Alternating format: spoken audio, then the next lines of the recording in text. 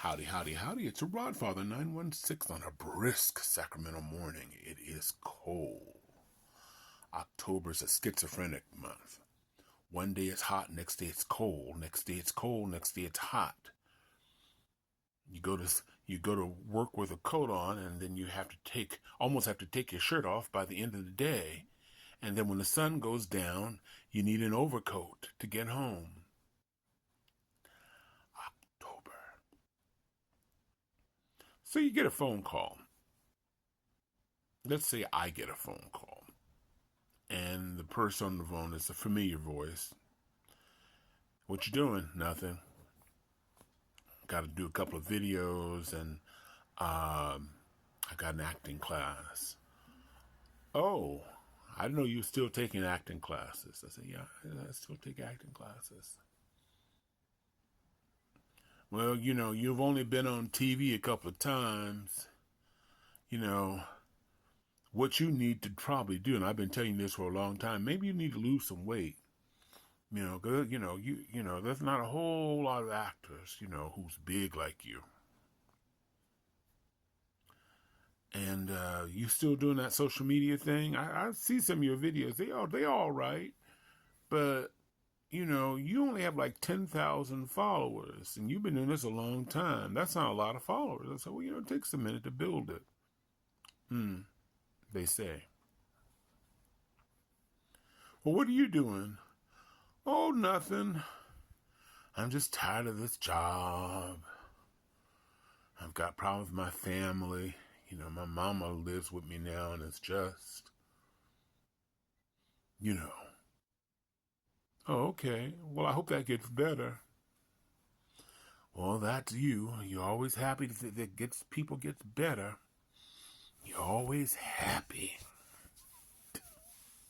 Sometimes I don't believe it's real.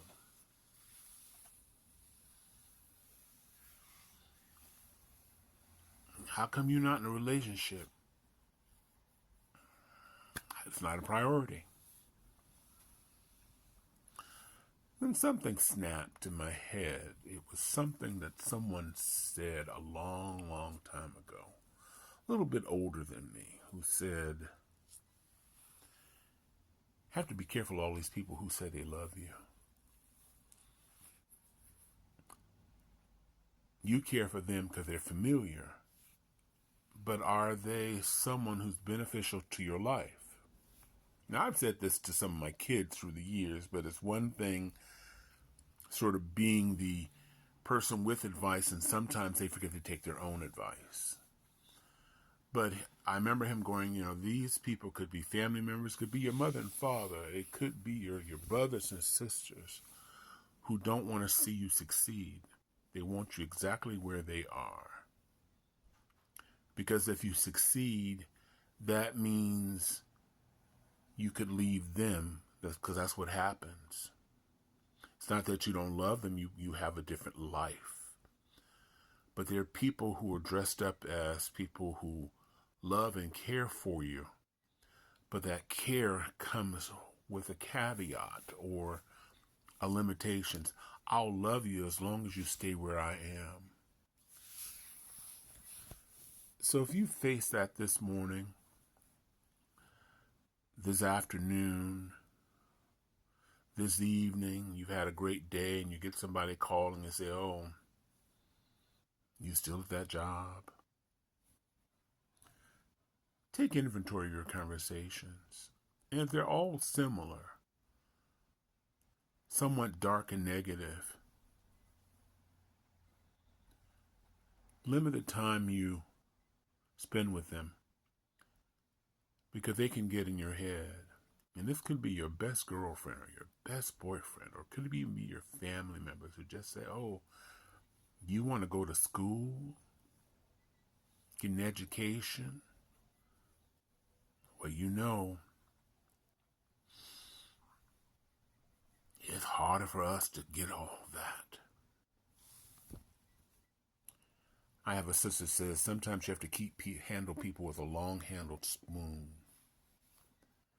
Because as strong as we are, if we respect these people, whether they're family members, siblings, or maybe just a close friend who's been there for you, they get in your head.